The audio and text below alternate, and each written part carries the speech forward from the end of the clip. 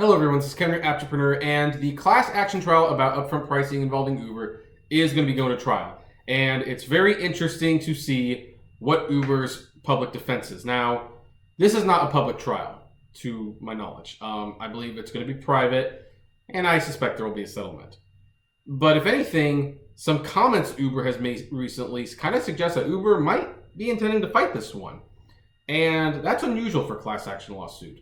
Most of the time, the company will just pay off the class action settlement, and the lawyers take their money. And the lawyers are the only one that really win with class action lawsuits, and then people get the peanuts. The people who sued them, who hoped for grand justice to be done, who get together and they sue Uber collectively, usually get like $6 to $10. That's just kind of how it works. But a comment Uber made suggests that they might actually be willing to fight this one, and that is the fact that they put in their user agreement the notion that they could charge whatever they wanted for the rides and not have to pay you. And this is what made me so upset when they first did it, because I knew this is what they were going to do. I knew that once they put that agreement in there, and they were so smug to do it, they put in the user agreement, we can charge whatever we want to the passenger. We are no longer paying you, based on the ride. We are paying you a flat fare. Which, my question then is, if that is how it's going to be, if you are no longer going to be paying us based on the ride, why are you still taking 25% out of the earnings based on the ride? That's what I'd like to know. That's an issue I would like to see addressed in one of these lawsuits. But I digress. Uber has actually argued that, hey, we put this agreement there and they accepted it, so we don't have to pay them. Of course, deceptively, Uber wouldn't let you work unless you did accept it. So does that mean people were willing to do it? And of course, then the argument comes in, as with any legal thing that's being signed on a smartphone, the terms of agreement are just so long, who has time to read them? I mean, they say it's a responsibility to read them, and to a certain extent, I agree. But you know what? I kind of agree when it's like a CEO who's about to buy Marvel. Of course they're going to look over the details. You want to find out what you're getting. The middle-class working person who makes 90 cents a mile, they don't have time to read all that stuff. They don't even have the legal prowess to read it. They have to rely on people like me pointing out what's wrong with this. And I'm not even a legal expert. I just know enough to know that this was a bad deal for us, and it's true. But it's interesting because since they put it in paper, Uber seems to be a little bit more bold into stating that they might not want to settle with this one. But here's my question. By not settling and by actually fighting it, we start reading stories like the one I've linked to below where Uber brazenly says, we do charge the passengers whatever we want, and we pay the driver this much, and we don't care. How does that honestly make the customers feel? How do people who ride with Uber sleep at night knowing that their Uber ride costs $14, but really it probably should have cost them $11? Let's take it a step further. What if the customer gets like a huge surge? They pay $300 for a ride, and then they find out that the Uber driver makes $190, which is way more than the 25% fee. What happened to the extra $60, $70?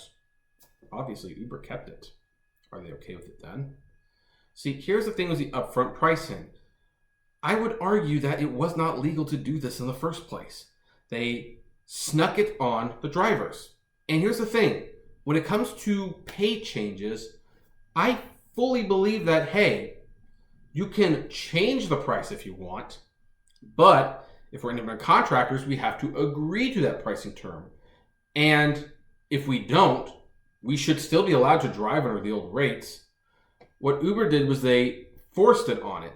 I would argue that nobody did this willingly.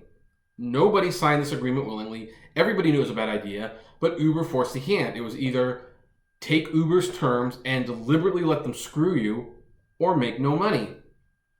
I don't think that's right. I don't even think that's legal. It might be illegal. Heck, it probably is. I mean, that's why they did it. That's why they get away with it, right? But it's not right. And I don't know.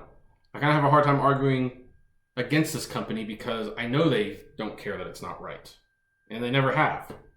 So anyway, that trial's going. That class action lawsuit is actually going to trial. And it'll be interesting because, again, it doesn't seem like Uber's willing to settle on this one. Uber always settles class action lawsuits. So the fact that this one might actually go before a judge, that's going to be interesting. I would like to know what the judge has to say about this kind of thing. I mean, this is one of like the most... Uber feels very confident about this. They felt so confident about it, they made us sign it. And they started they restarted the hashtag delete Uber movement, which did some serious damage to them and their brand. But, hey, we agreed to the terms, and they're going to stick with it. And, of course, it'll also be interesting because what if these people who are suing them didn't sign the agreement? Well, then they didn't agree to it. I don't know. I don't know. There's something really screwy about a company that signs on both the rider and driver side, because the riders are getting screwed out of this too. When they put a clause in that says we can charge whatever we want, whether the product is worth it or not.